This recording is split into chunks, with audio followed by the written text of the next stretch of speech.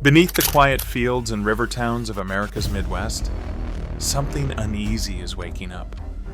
For months now, more than 200 small earthquakes have rippled under the Mississippi River Valley, a place most Americans never think of as earthquake country.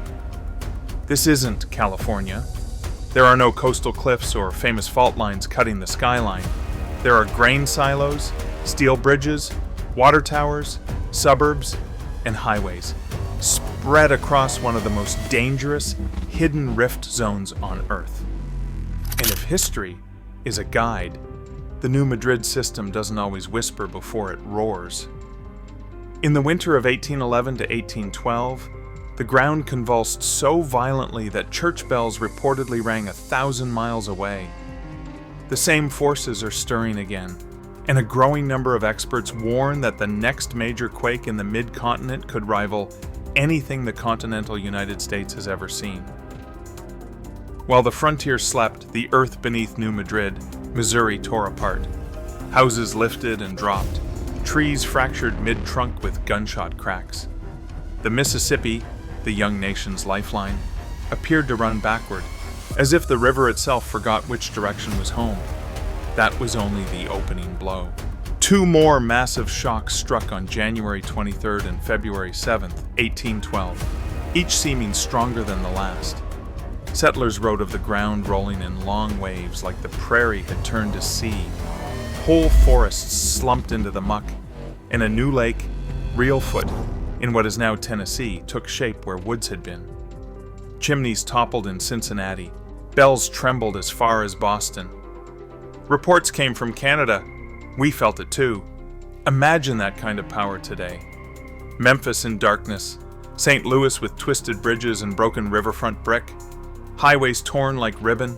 Modern seismologists estimate the principal shocks in the magnitude 7.5 to 8 range, on par with California's worst.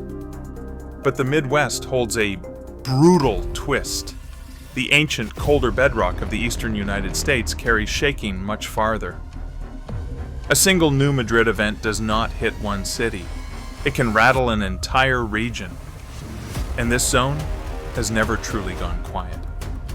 Since the 1970s, instruments have recorded thousands of microquakes along the same buried scars, each tiny, each easy to ignore, all of them adding up to a story we have heard before.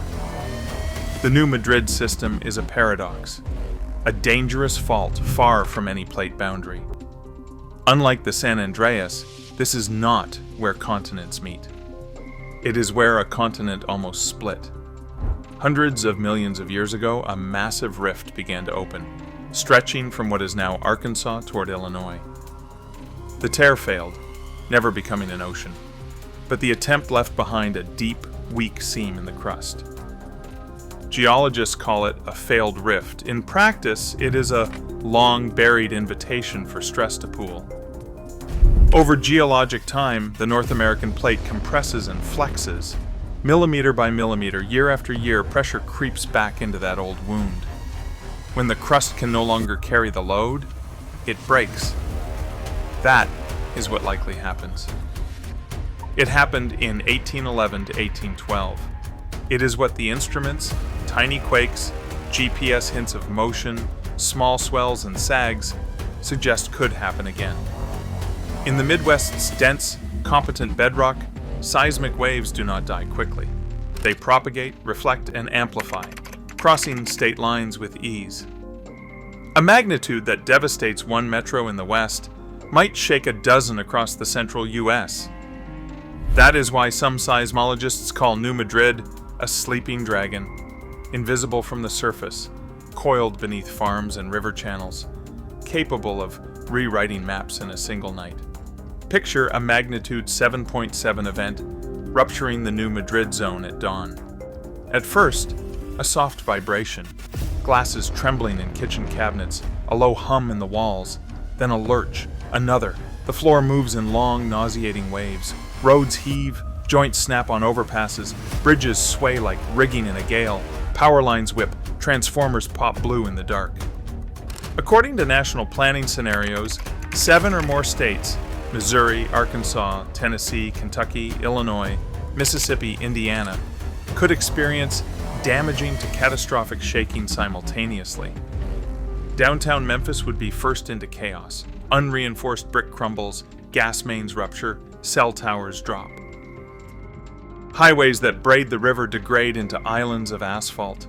Ambulances search for bridges that no longer exist. Farther north, St. Louis shudders. The Gateway Arch sways. Historic riverfront districts shed brick. Power stations near soft riverbanks shut down on automatic triggers. Across the region, the shaking lingers. Minutes, not seconds, long enough to feel endless. Then come the aftershocks. Thousands over weeks, some large enough to finish what the main shock spared. Subsurface effects make everything worse. Sand blows and lateral spreading split neighborhoods into jigsaw pieces. Liquefaction, soil temporarily behaving like a liquid, tilts homes and swallows streets. Water rushes up through fissures.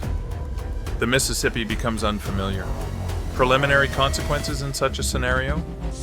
Mass casualties and injuries numbering tens of thousands, millions facing prolonged outages and water disruptions, losses measured in tens of billions, potentially the costliest natural disaster in American history.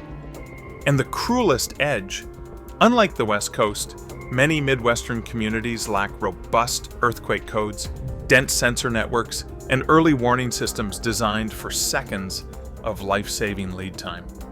Most of us associate tsunamis with the 1811 to 1812 accounts describe something you might call an inland surge, river waves, boats heaved onto banks, stretches where the Mississippi's current reversed for minutes at a time.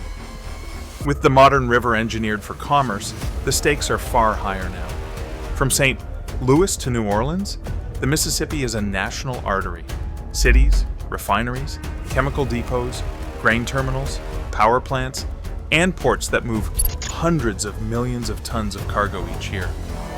A violent river surge and widespread liquefaction could shred docks, damage levees, and strand or capsize barges.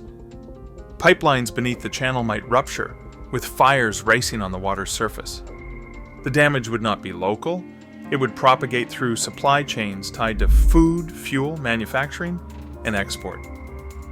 An earthquake here is not just a geological shock.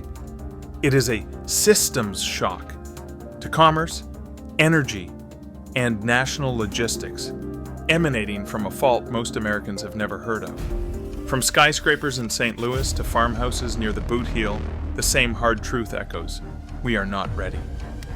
Thousands of bridges, pipelines, water towers, and substations across the central U.S. were built with little to no seismic design in mind. Hospitals and schools stand on or near old lineaments no one considered dangerous when they were built. Even the ground, soft, saturated, prone to amplification, can turn a distant quake into a local catastrophe. Scientists continue to watch the subtle signals, microquakes mapping old scars, GPS detecting millimeters of drift. INSAR images catching faint uplifts and sags. No one can circle a date on the calendar. The new Madrid system works on its own timetable. The last time it broke loose, the river ran the wrong way and the landscape rearranged itself. If it happens again in our lifetime, the impacts could rival the nation's worst natural disasters. The unnerving part isn't uncertainty, it's complacency. If the floor beneath you started to roll this minute, would your home stay on its foundation? Would your bridge hold? Does your workplace know where to shelter? How to shut off gas? Who checks on whom? These aren't questions anyone in the Midwest wants to ask. They're questions everyone in the Midwest has to ask. Because this isn't a matter of if, it's only a matter of when.